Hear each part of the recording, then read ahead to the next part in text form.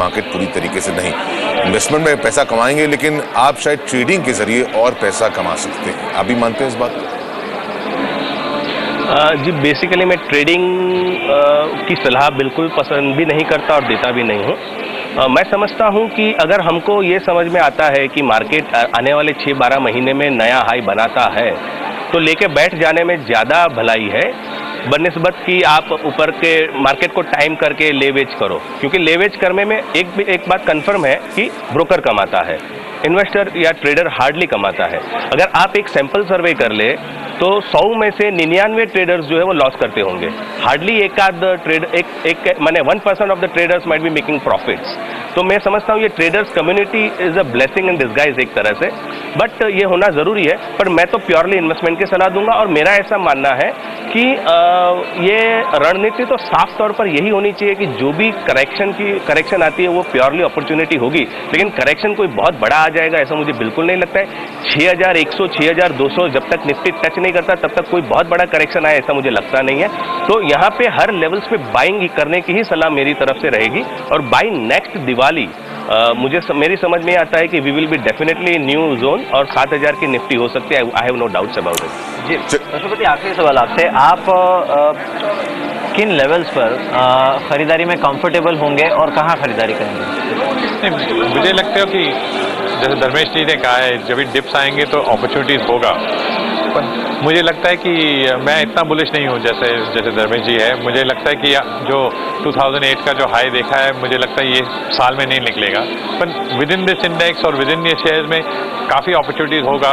जैसे ये साल में 10-12 स्टॉक्स का तो 5 गुना प्रॉफिट हुआ है, ऐसा मिल जाएगा। ऐसा तो मार्केट में अपॉर्चुनिटी है और वही इन्वेस्टर को ले आएंगे। तो जैसे धर्मेश जी का जो इन्वेस्टमेंट आइडिया है वो 5 गुना होगा, तो क्या इंडेक्स की मतलब ही नहीं है देखने के लिए। पर मुझे इतना कंफर्ट लेवल नहीं है। मुझे लगता है 4.5 पे लेना चाहिए, हर डिप्स पे लेना चाहिए। 4000 भी हो सकता है, 4000 पे तो जोर से लेना चाहिए, यही मैंने सोचता है। जी चलिए पशुपति साहब, शुक्रिया इस बातचीत में शामिल होने के लिए और शुभकामनाएं आपको दीपावली की। आनंद राठी साहब हमारे साथ जुड़े हैं लोअर परेल स्टूडियो से। राठी साहब शुक्रिया, आपका जुड़ेंगे हमारे साथ कुछ ही देर में। देवेन हमारे साथ बने हुए हैं। देवेन, अभी भी बाजार में एक जो पैटर्न बन रहा है कुछ हद तक सेक्टोरल रोटेशन का बन रहा है। रियल एस्टेट ने आउट परफॉर्म किया, मेटल्स ने आउट परफॉर्म किया, ऑटो ने आउट परफॉर्म किया, अब बैंकिंग स्टॉक्स ने परफॉर्म करना शुरू किया है। ऑयल एंड गैस अभी भी अंडर परफॉर्म कर रहा है, स्पेशली रिलायंस। क्या ये ड्राइवर हो सकते हैं नेक्स्ट बाजार के लिए? कैटलिस्ट रिलायंस होना ही चाहिए, जरूरी है मीर, क्योंकि रिलायंस काफ़ी हद तक अंडर परफॉर्म कर चुका है मार्केट के अंदर और उसका रीज़न भी एक नॉन है, क्योंकि उसका जो कोर्ट का जो जजमेंट है वो मंगलवार को आ रहा है। तो उसके साथ में आई थिंक थोड़ा बहुत रिलायंस का एक पार्टिसिपेशन अगले समय के अंदर बढ़ सकता है। मैं डेफिनेटली मानता हूँ कि रिलायंस का जो हिसाब से मार्केट के अंदर वेट है उसके हिसाब से I think Reliance would probably I think take the market to newer heights. If Reliance is not participating then probably I think we are talking of 50 to 50 as a peak for the time being on the Nifty. But if Reliance starts participating, then we may probably go above, and 44.75 could also be a possible on Nifty. So I think Reliance definitely should act as a catalyst for the market for the further growth in this coming period. ऐसे क्षेत्र बहुत से हैं देवेन जो इस वक्त चल सकते हैं अगर रिलायंस हम मान लें कि स्थिर रहे। बैंकिंग क्षेत्र में अच्छी खासी हमने तेजी अभी भी देखी है। कैपिटल गुड्स एक अंडर परफॉर्मर रहा है, वो भी बाजार का हैवी वेट है, वहां से भी तेजी आ सकती है। और सबसे बड़ी तेल क्षेत्र में जिस तरीके से इजाफा हुआ है, जिसमें शायद रिलायंस को भी फायदा मिलेगा शेयर के तौर पर। मैं मानता हूं कि क्षेत्र के हिसाब से देखें तो ये जो आपने क्षेत्र बताया उसके अंदर काफ़ी हद तक आई थिंक अपॉर्चुनिटी अभी भी बनी रहेगी। बट हम लोग थोड़ा ऐसा भी देखते हैं कि बैंकिंग स्टॉक्स के अंदर काफ़ी हद तक ये लास्ट फ्यू डेज़ के अंदर जो रनअप आया है, मैं ऐसा मानता हूं कि ये जो नया रनअप आया है उसके अंदर जो नए इन्वेस्टर मार्केट के अंदर आए उन्होंने फंड एलोकेट किया अपने नए पोर्टफोलियो के लिए, तो इस हिसाब से रनअप शार्प आया है। मे बी ये रनअप थोड़ा बहुत कूल डाउन हो सकता है इसके अंदर, और वो समय के अंदर I think the banking stock would once again become lucrative. Same would be the story holding for capital goods segment. In oil segment I think if one has to look at, I think upstream company would be my preference, जैसे केन्स India है, ONGC और रिलायंस है, उसके अंदर मैं ज़्यादा confident रहूँगा। डाउनस्ट्रीम कंपनी के लिए मेरा थोड़ा इतना कॉन्फिडेंस कम है, बट फिर भी अपस्ट्रीम कंपनी के अंदर एक रेंज पकड़ के चलते हैं। कच्चे तेल का जो दाम है वो करीबन $86 के आसपास एक पीक कर सकता है टाइम बिंग, और बाद में जो फॉल आता है तो उसके अंदर वो शॉप के अंदर थोड़ा प्रॉफिट बुक करना चाहिए। तो if you want to play for the upstream companies, my reading would be that play between $65 to $85, buy it closer to $65 and sell closer to $85, and then possibly I think you will make more money into upstream companies in the portfolio.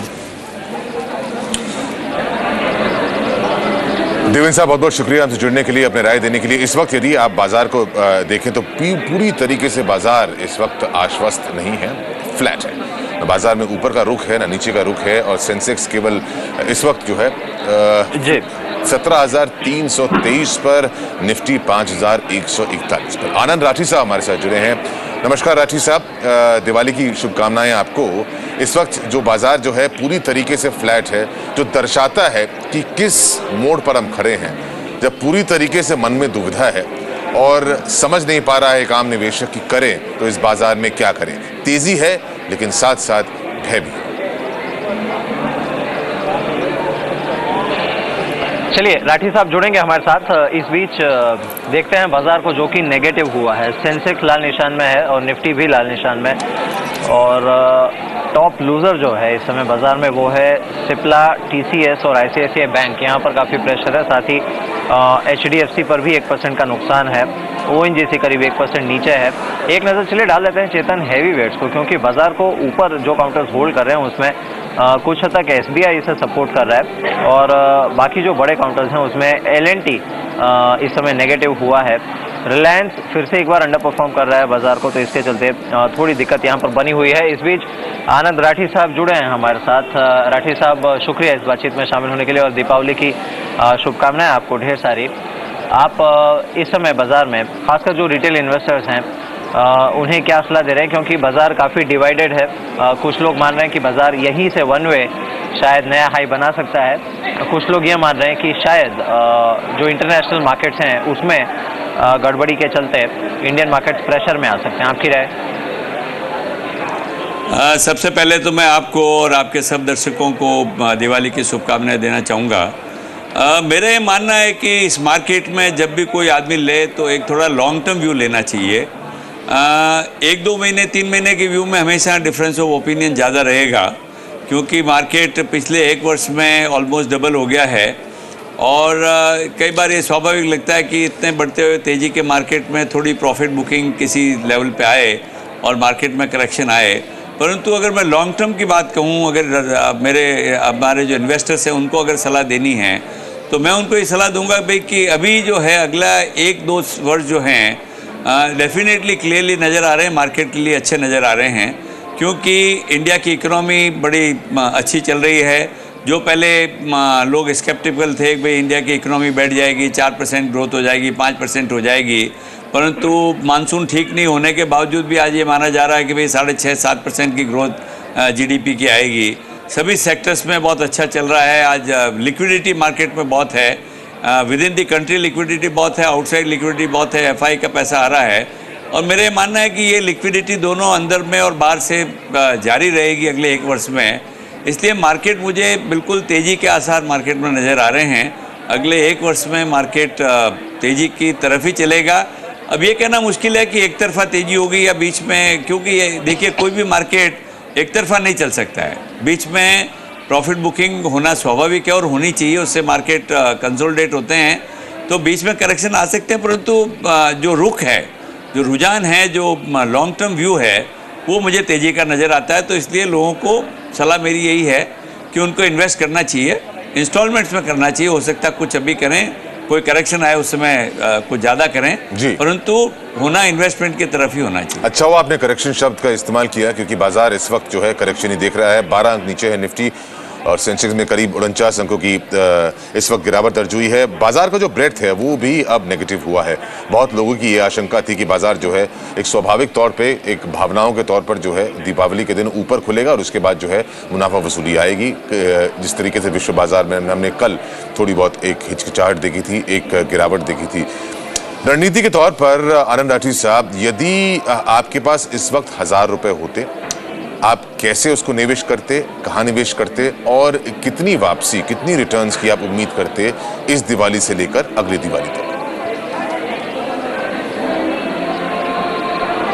देखिए, मेरा ये मानना है कि अगर 1000 रुपये हो तो उसको आदमी को 25% इस लेवल पे इन्वेस्ट करना चाहिए और अगले 4 से 6 महीने में पूरा 1000 रुपये का इन्वेस्टमेंट कर देना चाहिए। कि मेरा ये मानना है कि जो भी करेक्शन या जो प्रॉफिट बुकिंग आएगी, ये अभी 2-3 महीने में इसी लेवल पे जो 17,000 का जो आंकड़ा है या 17,500-18,000 का आंकड़ा है, उसमें करेक्शन आने की संभावना है। एक बार वो ठीक हो जाए तो अगले जनवरी-फरवरी के बाद मुझे लगता है कि मार्केट में तेज़ी बरकरार रहनी चाहिए और आदमी को ये 1000 रुपये अगले 4 से 6 महीने में पूरा इन्वेस्ट करके रखना चाहिए।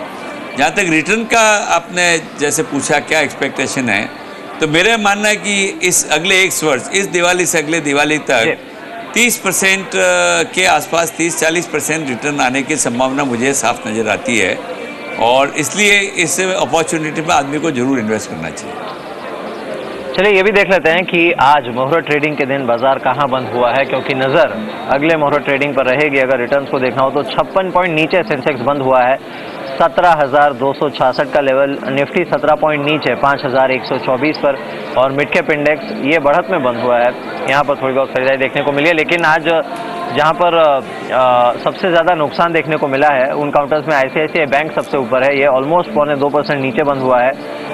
सिप्ला में 1.5% का नुकसान रहा। ONGC 1% से ज़्यादा के नुकसान के साथ, रिलायंस कैपिटल 1% से ज़्यादा के नुकसान के साथ बंद हुआ है। बाकी काउंटर्स जहाँ पर नुकसान देखने को मिला इसमें HDFC बैंक और HDFC भी शामिल है। टाटा स्टील 1% नीचे बंद हुआ। SBI जिसने काफ़ी अच्छी शुरुआत की थी वहाँ पर भी आखिरकार प्रेशर देखने को मिला, लेकिन आउट परफॉर्मेंस था टेलीकॉम स्टॉक्स पर। रिलायंस कम्युनिकेशन और भारती दोनों ही ऑलमोस्ट 2% की तेजी के साथ बंद हुए हैं। स्टरलाइट 2.5% ऊपर रहा और सेल के काउंटर पर 1.5% की बढ़त रही। TCS करीब 1.5% ऊपर रहा। जो हैवी वेट्स हैं, जो सेंटीमेंट को ड्राइव करते हैं, उन काउंटर्स में रिलायंस आज फिर से एक बार कुछ हद तक लैकलस्टर यहाँ पर ट्रेड देखने को मिला मुहूर्त ट्रेडिंग के दौरान और आखिरकार ये 3 रुपये नीचे बंद हुआ है। ONGC में 15 रुपये का नुकसान रहा। L&T 13 रुपये नीचे था। SBI यहाँ पर भी जो क्लोजिंग टिक आया है वो नेगेटिव आया है, लाल निशान में ये बंद हुआ है।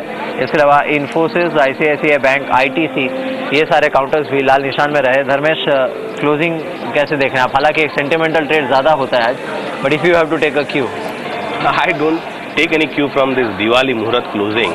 बेसिकली जो क्यू लेना था वो तो मार्केट मेरे ख्याल से पिछले 1 साल के मूव से दे चुका है। ये मार्केट में जो प्रॉब्लम थी हमें वो लिक्विडिटी क्राइसिस की थी। बाकी सब कुछ एज इट इज है, जो 1 साल पहले था वही आज है और 1-2 साल पहले जो था वही हिंदुस्तान आज है, वही कंजम्पशन स्टोरी है, सब कुछ एज इट इज है। Minus liquidity, market was down.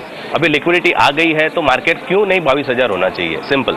So I personally believe कि मार्केट में अगर कोई प्रॉब्लम था सिर्फ लिक्विडिटी का था, कॉन्फिडेंस का था, वो सब वापस आ गया है और ये liquidity is here to stay. In fact ये तो बढ़ना है और इसमें बात ये है कि पहले हम FIIs पे ज़्यादा निर्भर थे, अभी लोकल सेविंग्स इतनी ज़्यादा है और वो local savings through insurance companies as well as mutual fund industries, यहाँ से माने प्रोफेशनल वे से, प्रोफेशनल अप्रोच से मार्केट में वो पैसा आ रहा है।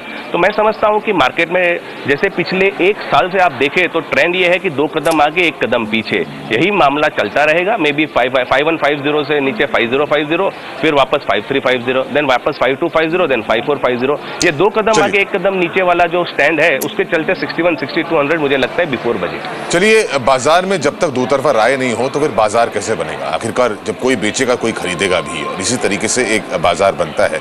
इसलिए बाजार पर इतनी चर्चा हो जाती है और इसलिए बाजार पर इतनी भविष्यवाणी भी हो जाती है और बाजार को आंकने के बड़े तौर तरीके होते हैं। विचित्र बाजार कभी कभी बन जाता है और बाजार कभी तो है बहुत अच्छी तेजी दिखाता है और कभी तो ही तारे भी दिखाता है, लेकिन कुछ लोग ऐसे हैं जो तारे देखकर बाजार को आंकते हैं। हमारे साथ हमारे खास मेहमान हैं सतीश गुप्ता साहब, उनसे जायजा लेते हैं कि आखिरकार वो बाजार को कैसे आंकते हैं और क्यों ऐसे आंकते हैं। सतीश जी नमस्कार। नमस्कार चेतन जी। बाजार को आप कैसे आंकते हैं और किस तरीके से आंकते हैं? एस्ट्रोलॉजिकली पोजीशन के हिसाब से ही बाज़ार में मंदी तेज़ी, और स्पेशली जब भी किसी सेक्टर ने चलना होता है, कौन सा सेक्टर आउट परफॉर्म करेगा, कब तक करेगा और उस सेक्टर में